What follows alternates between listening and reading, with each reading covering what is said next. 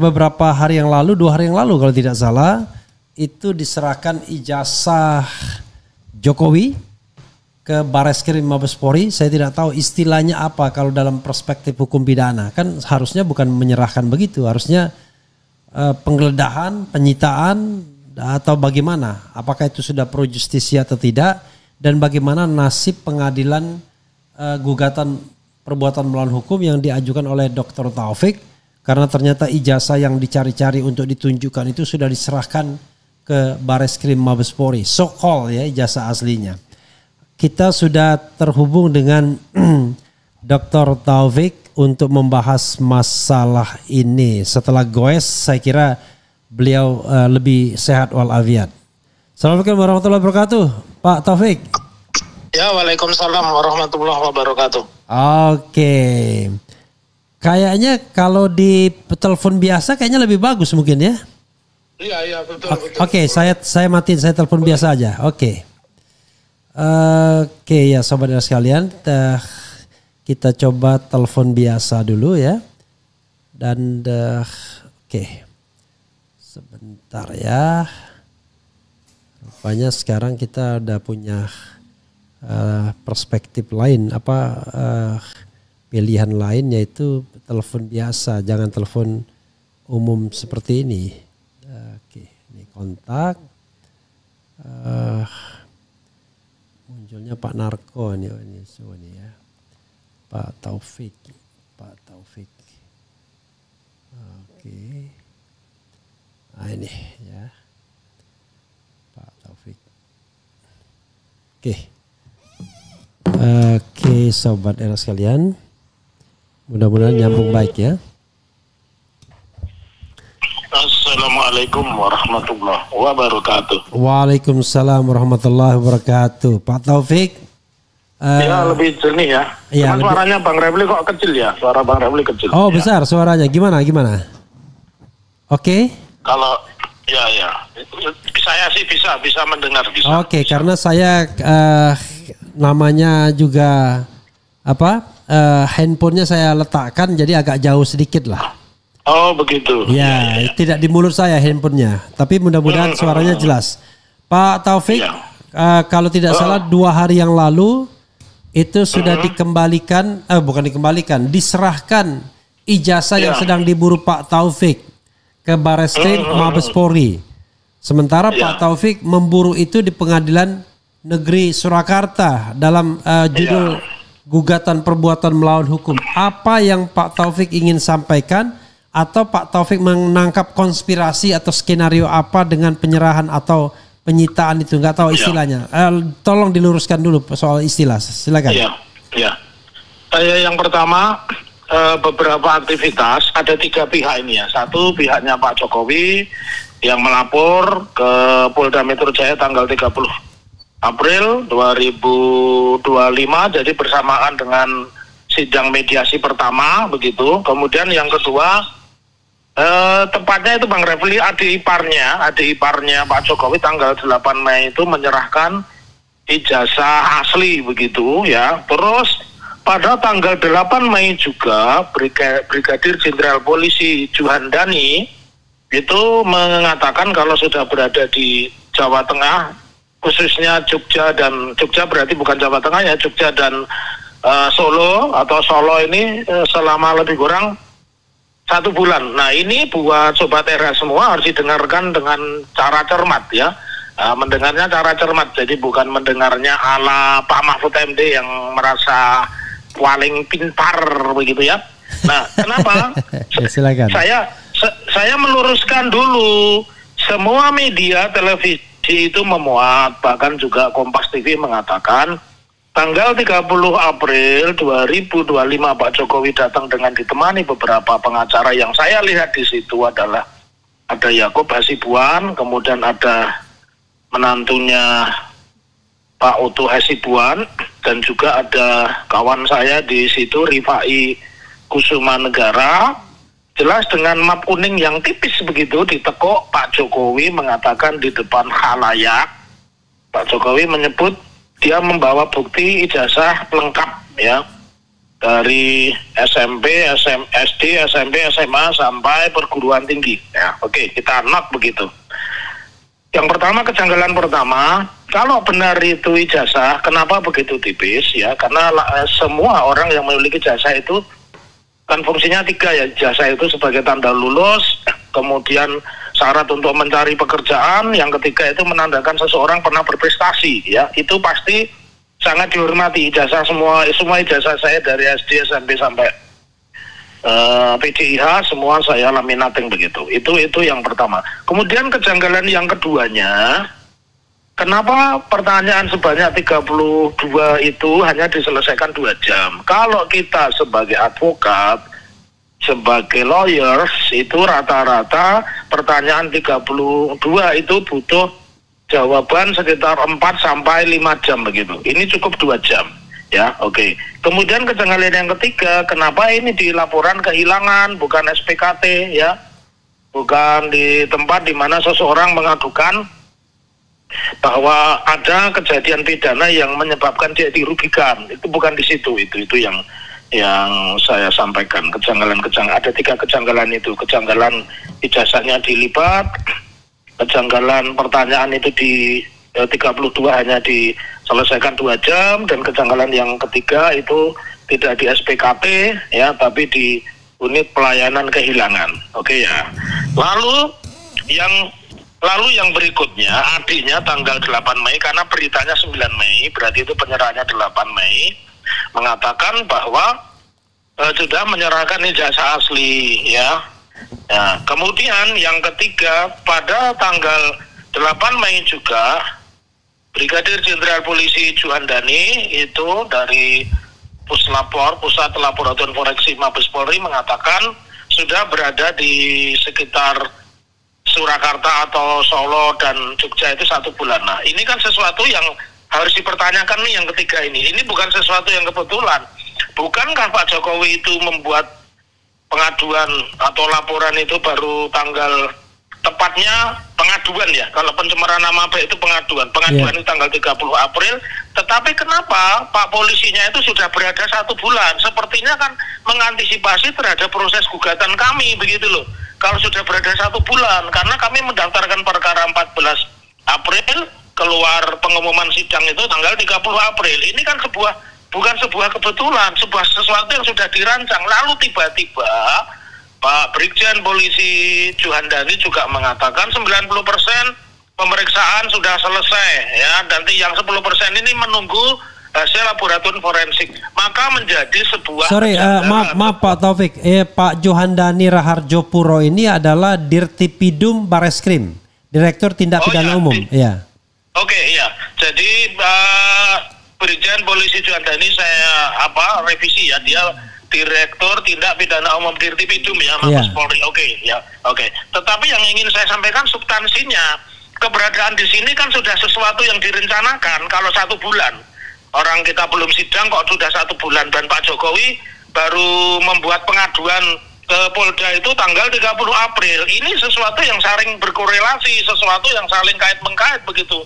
Apa fungsi keberadaan Direktur Tindak Pidana Umum Brigjen Polisi Juhandani di Solo dan di Jogja? Saya khawatir ini mencocok-cocokkan ijazah begitu. Ini kan sesuatu yang patut dipertanyakan. Lalu terkait dengan kami, bukankah gugatan kami itu gugatan onrechtmatig bahasa Belandanya, atau kalau di dalam bahasa Indonesianya perbuatan melawan hukum, kejanggalan-kejanggalan kami, kemaskulan kami, dan mungkin bukan hanya kami, karena kasus ini sudah muncul lama, 2018, 2022, baik kepada Roy Suryo maupun kepada Gus Nur dan Bambang Tri. Ini khususnya kepada Bambang Tri ini sudah muncul. Lalu kenapa sejauh ini tidak pernah ada ditampilkan di proses persidangan ya? Nah, saya mencurigai, boleh dong saya mencurigai, karena kami sedang berseteru di pengadilan. Kenapa dari awal sidang pertama itu, biar ini pada dengar semua ini, biar telinganya nggak congek ini ya, telinganya nggak congek, khususnya pendukungnya Pak Jokowi, bahwa mereka di dalam press conference-nya dengan Kompas itu tegas mengatakan Siti Irfan selaku kuasa hukum Pak Jokowi mengatakan menempuh cara mediasi, ya. Tetapi di persidangan yang kedua, yaitu persidangan tanggal 30 April, kemudian persidangan tanggal 7 Mei, ketika kami menyodorkan draft kesimpulan dari perdamaian, di salah satu klausulnya kan berbunyi perdamaian hanya bisa tercapai apabila ijazah itu ditunjukkan di depan persidangan. Nah, pada saat itu kalimatnya jelas mengatakan bahwa ijazah itu bukan tanda satu-satunya bukti lulus dan keberatan ketika untuk menunjukkan. Lalu kan menjadi aneh begitu kalau kemudian itu tanggal 7 Mei, kalau kemudian itu tanggal 8 Mei-nya menyerahkan. Nah, ini kan membuat sebuah kesimpulan atau ada indikasi ini sebuah upaya bagaimana mematahkan persoalan perdatanya di Pengadilan Surakarta, kemudian memindahkan semua perkara segala macamnya kepada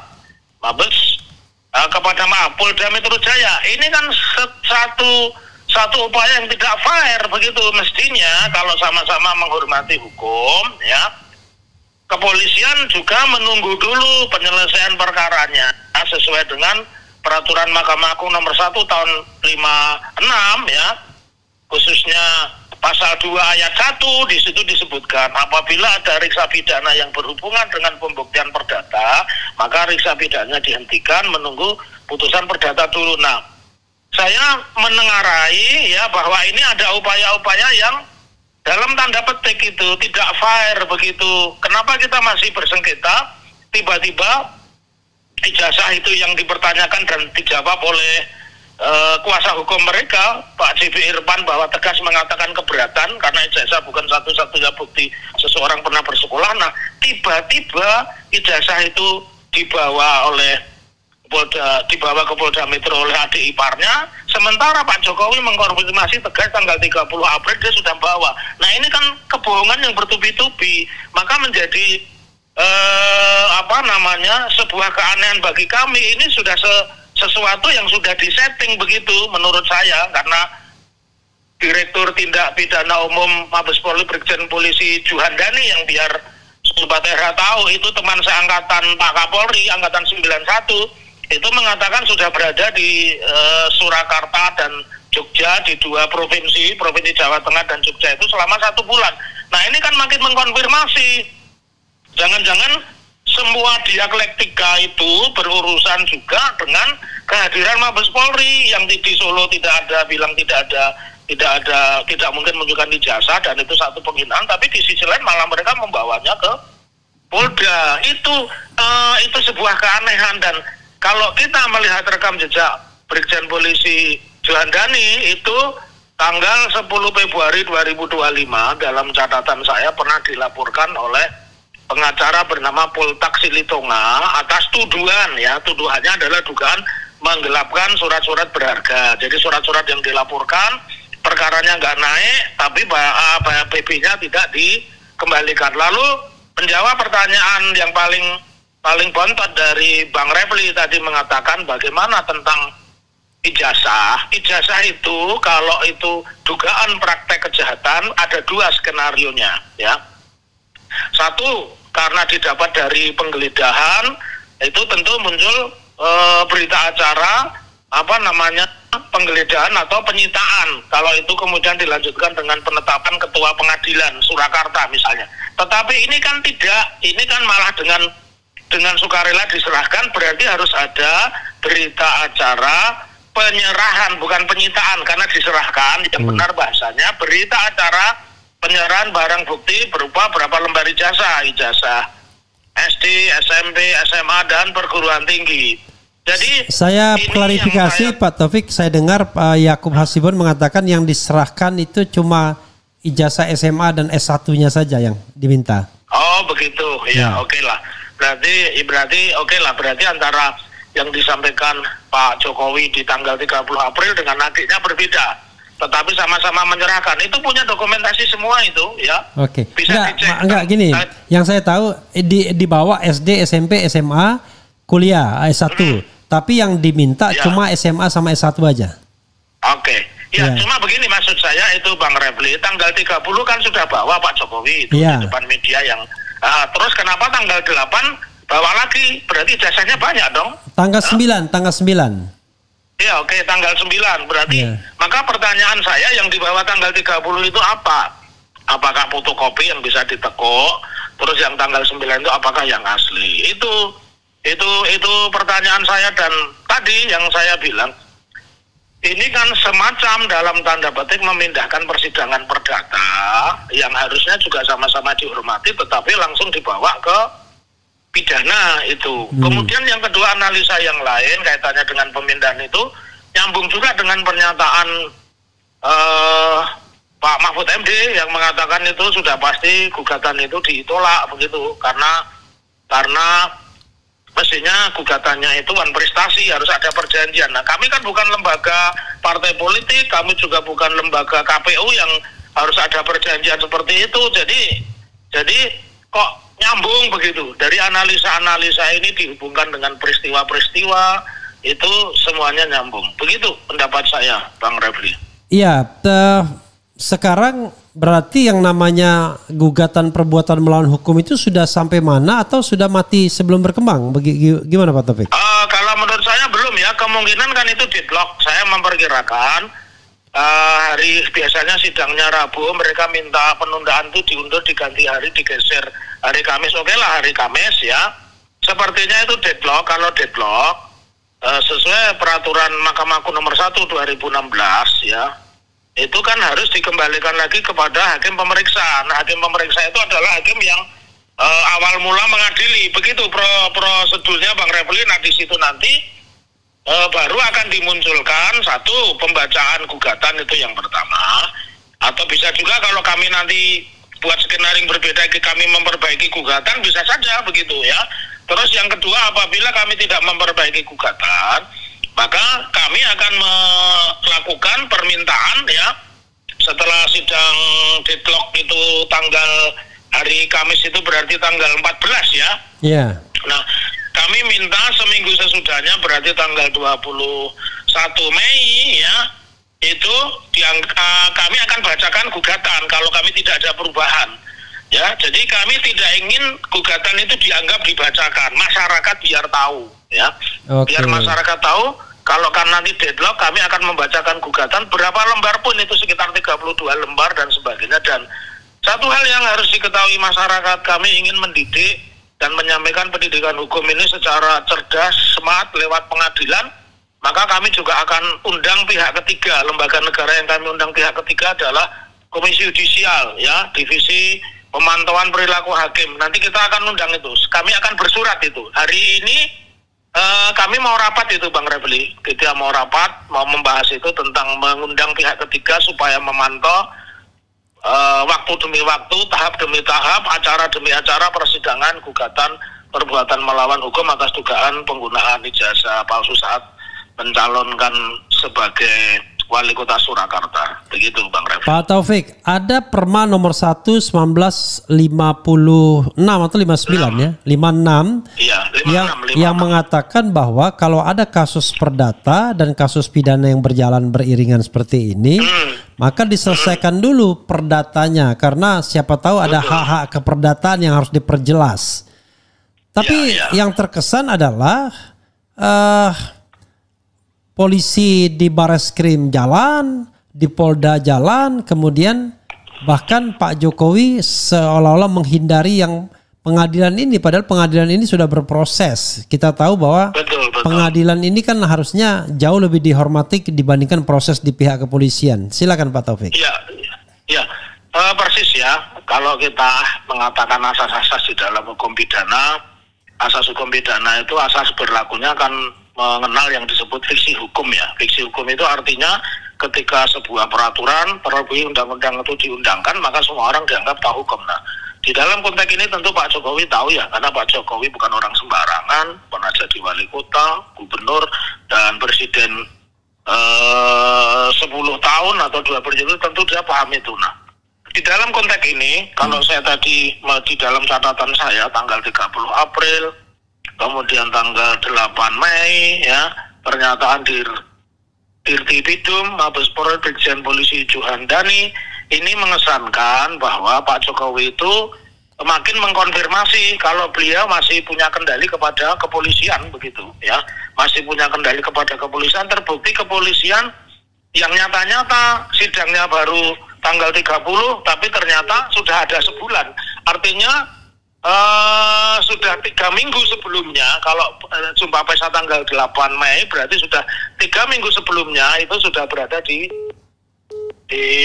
Jogja dan Solo. Nah ini kan satu hal yang mencurigai kepada kita, mencurigakan ya perilaku mereka, bahwa mereka ini memang benar-benar menggunakan pendekatan kekuasaan ketimbang pendekatan hukum. Kalau tadi pasal Undang-Undang nomor 1 peraturan Mahkamah Agung nomor 1 tahun 56 pasal 2 ayat 1 itu kan juga hukum positif karena sampai hari tidak dicabut. Kenapa itu ada seperti itu? Itu menandakan bahwa dahulu kala pun ada perseteruan antara pidana dan perdata. Tentunya dibuktikan dulu keperdataannya. Kayak begitu memang. Seperti kita sengketa tentang kepemilikan kan dibuktikan dulu milik siapa. Kalau ternyata itu miliknya tergugat, berarti gugatan kita kan ditolak. Karena berarti segala hal yang muncul di situ, pidana dan sebagainya tentu tidak ada. Kalau kita menuduh si B itu menguasai sesuatu yang bukan haknya, ternyata B yang kita gugat bisa membuktikan itu barangnya, maka lidik pidana itu tentu dihentikan. Dan sayangnya bukan hanya ini, kalau saya mengatakan ya, di dalam banyak hal Pak Jokowi ini sangat tidak menghormati hukum, dan polisi terkesan juga takut dengan Pak Jokowi. Bukan hanya polisi, Pak Prabowo yang Presiden mantan Komandan Jenderal Kopassus saja takut kepada Pak Jokowi. Nah buktinya akun Fufufafa tidak pernah dilidik, apalagi disidik. Begitu juga Ulin Niam Usron yang menggambar Pak Prabowo dengan kumis seperti ala Hitler begitu, itu juga tidak diperiksa apalagi tersangkakan. Maka saya mengatakan tidak ada alternatif lain, perkara ini harus dikembangkan di pengadilan negeri manapun. Dan saya bersyukur sudah ada satu gugatan lagi di pengadilan Sleman sama, tapi di lokasinya, lokusnya di pengadilan negeri Sleman. Kami pun juga akan mengadukan hal serupa tentang traktor di pengadilan Ponorogo, dan kemungkinan juga di Surabaya atau Madura tentang janji-janji. Jadi ini sebuah perlawanan hukum yang memang sangat tidak mudah, tetapi kami sebagai orang beriman, orang berilmu dan dikaruniai akal sehat, kami tetap percaya dengan ayat Quran yang mengatakan inna ma'al usri yusra, sesudah kesulitan itu pasti ada kemudahan. Dan dari apa yang saya sampaikan hari ini, kemudian pada kenyataan yang terjadi, Pak Jokowi tiba-tiba juga menutup tempat prakteknya. Museum Jokowi di Solo itu ditutup itu. Jadi destinasi wisata itu sekarang sudah kalah dengan destinasi wisata baru namanya Pengadilan Surakarta. Masyarakat pun antusias itu. Jadi disitulah meskipun sudah ada skenario untuk mengecilkan, terbukti Pak Jokowi tidak pernah datang, tetapi justru beberapa kali ke Jakarta, pernah menghadiri pemakaman Paus Paulus ya dan sebagainya, dan juga pernah menemui penyanyi Paus Fransiskus. Paus Fransiskus ya itu Bang Refli ya. Dan saya juga punya strategi, jangan salahkan kalau nanti kami tidak selalu hadir di dalam persidangan. Kami akan bahasa Jawanya ngangsu kawruh kepada Pak Jokowi, ya kan? Kalau dia tidak pernah datang, nanti masyarakat juga jangan mencari-cari saya. Saya juga akan seperti Pak Jokowi tidak datang. Mungkin saya lagi nguji mahasiswa S2. Mungkin saya lagi bimbingan disertasi kepada mahasiswa saya. Saya kan dosen tetap yang punya kewajiban. Begitu, Bang Rafli. Jadi jangan kaget kalau di tiap persidangan belum tentu saya akan hadir begitu. Ya. Ini ada pernyataan yang Anda sampaikan tadi, Taufik itu bodoh, pengacara kecil di daerah, itu konteksnya apa itu, Pak Taufik? Ya, jadi begini, Profesor Mahfud MD yang sangat pintar, tapi ternyata dia kalah sama Fufufafa. Nah, buktinya dia nyawa pres 2 kali, boro-boro dilantik, suaranya pun sangat amat kecil kan begitu. Bahkan waktu debat di TV kan, jadi Prof Mahfud itu di dalam wawancaranya dengan Kompas TV mengatakan, rencana saya mempidanakan dia itu melanggar melanggar kode etik pengadilan atau contempt of court ya, itu dia sikapi dengan mengatakan saya ini pengacara bodoh. Dia Taufik itu pengacara kecil, tidak terkenal. Dia pengacara bodoh, belum ada undang-undang tentang contempt of court ya. Tapi dia lupa bahwa pasal-pasal KUHP itu sudah mencantumkan, kendati tidak tegas mengatakan contempt of court. Dan sudah ada tahun 85 yang namanya Buyung Nasution itu dijatuhi sanksi hanya gara-gara negara merebut mic. Nah, kalau ini ada masukan baru dari seniornya Pak Mahfud MD, ya pengacara juga yang dari UII itu mengatakan Mahfud ini bisa dikenakan malahan pasal obstruction of justice. Dia mencoba mempengaruhi opini masyarakat, dia mencoba mempengaruhi pendapat hakim supaya gugatan ini ditolak. Saya lebih setuju itu. Jadi kalau Pak Mahfud menganggap saya bodoh, saya juga kaget kenapa Pak Mahfud hari ini tiba-tiba membuat tulisan bahwa Indonesia belum ada undang-undang contempt of court. Ini kan bagian dari sebuah pembelaannya Pak Mahfud, dan saya pun akan mengimbangi dengan membuat tulisan ya.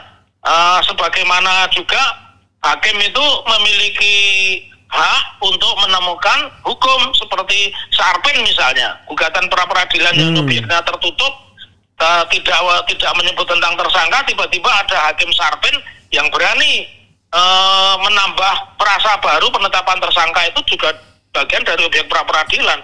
Rasanya begitu. Jadi saya lebih tepat melapor. Sebenarnya saya rencananya nggak ingin membuat pelaporan atau pengaduan, tetapi ketika Pak Mahfud membuat tulisan dan Pak Mahfud mengatakan saya pengacara bodoh, pengacara kecil dan sebagainya, ya saya terima kasih ya Pak. Artinya Pak Mahfud termasuk bingung juga kenapa mesti membuat pembelaan kalau dia merasa tidak bersalah, begitu Bang Refli. Oke, kita kembali kepada kasus ijazah palsu ini ya, yang kelihatannya kelihatannya ujungnya adalah di Solo barangkali dinyatakan tidak dapat diterima, kemudian Bareskrim itu tidak ditindaklanjuti kan begitu? Karena dianggap tidak cukup bukti. Setelah dilaporkan ternyata laboratorium forensik mengatakan ini asli. Lalu yang tertinggal hanyalah yang namanya pencemaran nama baik, yaitu direndahkan serendah-rendahnya dan dihina sehina-hinanya. Terhadap skenario ini apa yang Pak Taufik pikirkan? Saya tidak bicara pendapat, yang difikirkan. Ya saya simpel aja. Saya pasal itu nampaknya tidak berlaku bagi kami ya, karena ijazah ini sudah muncul bukan hari ini. Jadi kalau saya ada pelaporan yang menyebut tentang ijazah palsu, siapapun itu tidak layak dilaporkan, apakah itu namanya Rismon Sianipar, apakah itu namanya Dr. Tifa, apakah itu namanya Roy Suryo ya dan sebagainya, atau itu namanya Rizal Fadila, itu juga tidak berlaku. Karena saya simpel aja, sampai hari ini tidak pernah ada pembuktian yang mengatakan, bahkan teman Jokowi sekalipun itu tidak pernah mengatakan bisa dibenarkan keterangannya tentang ijazah Pak Jokowi.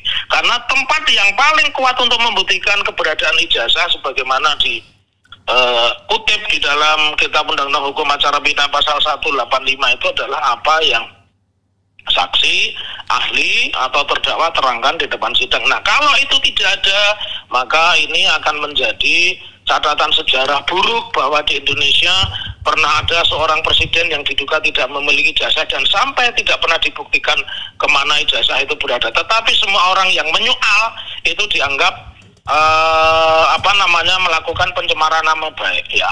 Jadi soal itu menurut saya kami tidak risau ya, sangat gampang kami menangkisnya ya, karena kami pernah dilaporkan di Depok, sebelumnya di Banten dan sebagainya. Tapi mungkin kan susah, masa orang menggugat dianggap mencemarkan nama baik, kan nanti orang yang disuruh pergi karena rumahnya dieksekusi, kemudian mengajukan gugatan kena pencemaran nama baik semua begitu. Jadi sebagai seorang ahli pidana, saya hanya menginginkan pembuktian yang paling kuat sebagaimana yang kita sepakati Kitab Undang-Undang Hukum Acara Pidana pasal 185 itu apa yang disampaikan seorang saksi, seorang ahli, seorang terdakwa di depan persidangan. Dan menurut saya itu tidak akan terjadi. Tetapi apakah saya putus asa? No. Saya tidak akan pernah putus asa dan saya akan lakukan mungkin menyusun gugatan baru, atau mungkin juga kita melakukan banding, dan siapa tahu ada blessing in disguise bahwa hakim itu berani melakukan perubahan pemikiran gitu loh, karena mereka harus melihat bahwa Pak Jokowi itu sudah sekarang nobody. Begitu Bang Refli. Oke Pak Taufik, satu soal terakhir ya, bahwa yang Jakarta ini sudah memutuskan akan menghadiri undangan klarifikasi yang diminta oleh Polda Metro Jaya terhadap laporan atau pengaduan Pak Jokowi. Jadi hari Rabu itu Rizal Fadila dengan Bu Kurnia Tri Royani, kemudian Kamisnya Dr. Tifa dengan Roy Suryo. Pertanyaannya adalah tajuknya itu undangan klarifikasi. Itu apa memang ada seperti itu? Karena ada banyak yang protes, nggak ada KUHP undangan klarifikasi. Statusnya harus jelas. Mereka ini sebagai apa? Nah, menurut Pak Taufik bagaimana? Ya, memang begini, undangan klarifikasi itu adanya di Perkap nomor 6 tahun 2019, peraturan Kapolri ya, itu internal mereka. Jadi kalau KUHP itu hanya mengatur penyelidikan, penyidikan. Oleh karenanya bobot hukumnya memang berbeda dengan penyidikan. Kalau penyidikan kan pasal 112, seseorang yang tidak hadir bisa dipanggil kedua kalinya dan dihadirkan dengan paksa begitu. Dengan paksa tidak harus ditangkap atau ditahan ya, tapi dijemput begitulah. Nah, kalau menurut saya ini saya sebagai seorang pemerhati pidana ya, kalau agak keren dikit saya seorang ahli pidana, saya mengatakan silahkan datang di proses klarifikasi penyidikan itu, klarifikasi, tetapi nasihat saya satu, silahkan diperiksa menyangkut ini saja 3 hal. 1, nama, identitas, kemudian tempat kelahiran dan pekerjaan saja. Sebaiknya tentang substansi sampaikan bahwa kalau soal klarifikasi jelas tidaknya ya lebih bagus ditanyakan kepada Pak Jokowi atau ditanyakan kepada Mabes Polri kenapa Fufu Fafa dan Ulin Yamusron itu tidak pernah diperiksa, tidak pernah diklarifikasi, apalagi dijadikan tersangka. Itu nasihat saya. Jadi jangan menyentuh substansi, ya, jangan menyentuh substansi. Dan ini sudah pernah dilakukan oleh orang-orang yang menurut saya sangat hebat, walaupun tidak mengerti hukum, tapi mereka pintar. Siapa? Sri Bintang Pamungkas. Ya. Ya, dia tidak mau menyebutkan substansi perkara. Ya, cuma berhenti pada nama, identitas, pekerjaan, keluarga, selesai. Begitu juga Ustadz Abu Bakar Ba'asyir. Ya, ketika beliau diperiksa kasus teroris, beliau tidak pernah menyebutkan dan sebagainya. Jadi menurut saya harus jadi pembelajaran masyarakat. Ya, harus diangkat. Fufu Fafa itu jangankan dijadikan tersangka, diperiksa pun kagak. Begitu juga Ulin Yamusron itu ya tidak pernah diapa-apakan, karena tadi saya sebagai ahli pidana mengatakan hukum pidana itu menganut 2 asas penting. Asas yang pertama legalitas, tiada pidana tanpa kesalahan berdasarkan aturan. Kalau Ulin dan Fufu Fafa tidak bersalah, maka semua orang undang-undang ITE dianggap tidak bersalah. Kemudian yang kedua asas teritori. KUHP itu berlaku di seluruh wilayah Indonesia. Nah, kalau itu masih di Indonesia ya sebaiknya itu semua orang yang dituduh melakukan pasal yang serupa juga diperiksa. Terkhusus sekali lagi saya ulang, untuk undangan hari Rabu, ya berarti itu besok ya. Ya. Sebaiknya keterangannya hanya menyangkut identitas diri, pekerjaan sama keluarga. Kalau tentang substansi ya tanyakan saja kepada orang yang merasa sangat dihinakan, merasa sangat terhina begitu. Karena kata-kata ijazah palsu itu bukan hanya ada pada hari ini, sudah mulai 2018 dan masuk ke pengadilan 2022. Itu saja Bang Refli. Ya. Oke, closing statement. Oke, closing statement. Saya tetap mengulang, sepanjang Ulin Yamusron dan Fufu Fafa tidak pernah dilakukan tindakan kepolisian, apakah penyelidikan, penyidikan, apalagi penetapan tersangka, maka tidak seorang pun manusia Indonesia yang terkait dengan ijazah palsu, terkait dengan Pak Jokowi, terkait dengan Pak Prabowo, tidak layak dijadikan tersangka. Apakah itu Adinda SSS mahasiswi ITB, apakah itu Rismon Sianipar, apakah itu Roy Suryo, apakah itu Dr. Tifa, ya apakah itu Egi Sujana, dan apakah itu Tri Kurnia Rayani, atau itu adalah Insinyur Rizal Fadilah, mereka juga tidak layak diperiksa, apalagi dijadikan tersangka. Salam akal waras, merdeka. Wassalamualaikum warahmatullahi wabarakatuh. Waalaikumsalam warahmatullahi wabarakatuh. Ya, saudara sekalian, itu dengan Dr. Taufik ya, yang melakukan gugatan perbuatan melawan hukum di Pengadilan Negeri Surakarta. Sampai sekarang ini sepertinya akan deadlock mediasinya karena Jokowi menghindar dan tidak mau memperlihatkan ijazah aslinya. Kan ini tidak punya goodwill, tidak punya niat baik sesungguhnya. Padahal kalau punya niat baik untuk menyelesaikan dan yakin punya ijazah aslinya, ya tunjukkan saja. Kenapa kemudian pengadilan tidak dihormati, bahkan menyerahkan dan menunjukkan ijazah itu kepada pihak kepolisian saja? Why? Yang dipilih polisi bukan pengadilan. Padahal pengadilan itu bisa menyelesaikan dan bisa memutuskan persoalan kalau seandainya memang punya ijazah aslinya. This is the question ya. Saya bacakan sedikit ya apa yang dituliskan Sobat Era sekalian, dan kemudian kita akhiri setelah itu. Oke, ini ada bilang solusi untuk negeri. Tokoh berintegritas mufakat tuntut DPR, MPR, Presiden. Oke, maksudnya apa ya?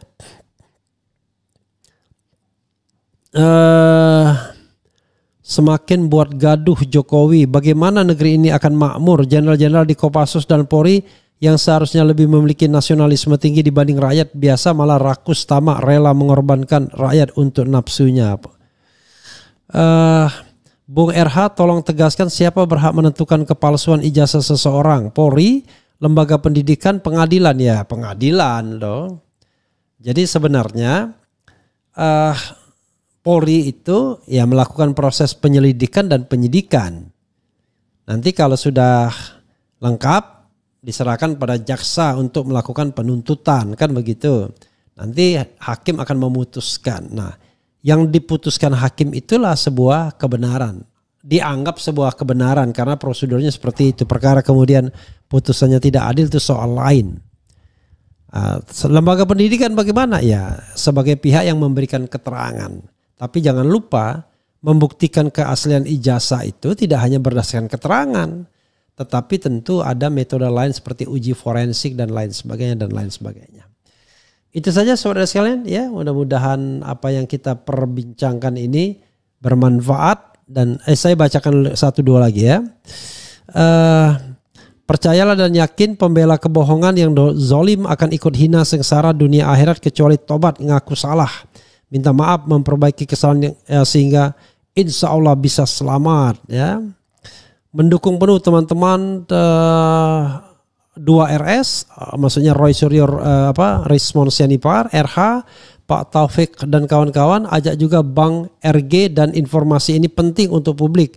Kalau Pak Mahfud sebenarnya menggiring supaya ijazah itu dinyatakan palsu, maksudnya gitu. Salah loket lapor seolah remeh, tak penting, bisa berkaitan dengan kualitas pelaporan. Apakah staf menerima laporan kehilangan berkualitas untuk laporan pencemaran? Oke, kemudian dibalik penyerahan ijazah Jokowi ke Bareskrim Polri merupakan gelagat akan terjeratnya komplotan pemfitnah dan penghasut masyarakat untuk membenci Jokowi fix. Ya inilah memang narasi para buzzer ini ya. Kalau bekas presiden yang lapor mungkin dapat privilege tertentu. Kemudian lagi ya. Membuat kesimpulan ijazah Mulyono palsu. Tidak ada yang membuat kesimpulan ya. Yang dikatakan adalah tidak bisa mengatakan bahwa mereka melakukan perbuatan pencemaran sepanjang yang aslinya itu tidak pernah diperlihatkan dan tidak pernah diuji.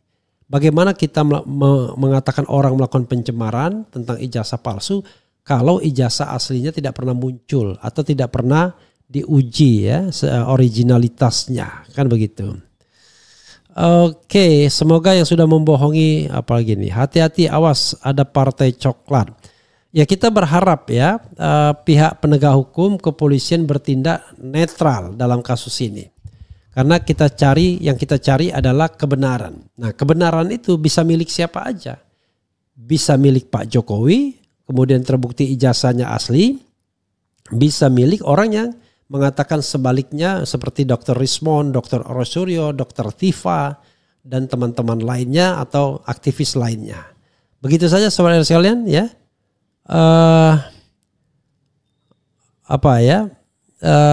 Ini ada bilang Blackwater Refli Harun, kenapa Mahfud kok mulutnya kotor ngatain orang bodoh dan merendahkan orang? Dia hanya mampu emosi tapi argumennya kosong, malu-maluin, mirip Silv. Oke. Ya sudahlah ya. Saya kira saya juga tidak berpretensi lebih pandai ya. Pak Mahfud orang pandai, tapi memang gayanya begitu, sering kontroversial, tetapi kalau saya yang benar saya bilang benar, yang keliru menurut saya ya saya bilang keliru. Dalam konteks ini ya memang ada benarnya juga Pak Taufik ketika Mahfud MD kemudian seolah-olah menggiring quote unquote ya agar Pengadilan Negeri Surakarta menyatakan putusannya NO atau tidak dapat diterima, dan sepertinya akan mengarah ke sana. Karena kalau NO entah itu soal legal standing atau apapun, maka bebaslah para hakim itu dari kewajiban dalam tanda kutip untuk membuktikan apakah ijazah itu asli atau tidak, dan bebas pula Jokowi dari keharusan membawa pembuktian ijazah itu palsu atau tidak, sehingga dia buang badan ke polisi atau ke Mabes Polri atau ke Polda Metro Jaya yang barangkali lebih favorable, lebih menguntungkan dirinya. Wallahu alam ya. Tetap menghargai azas praduga tak bersalah. Kita akan terus ikuti di mana akhir dari perjalanan atau permainan ini. Wassalamualaikum warahmatullahi wabarakatuh.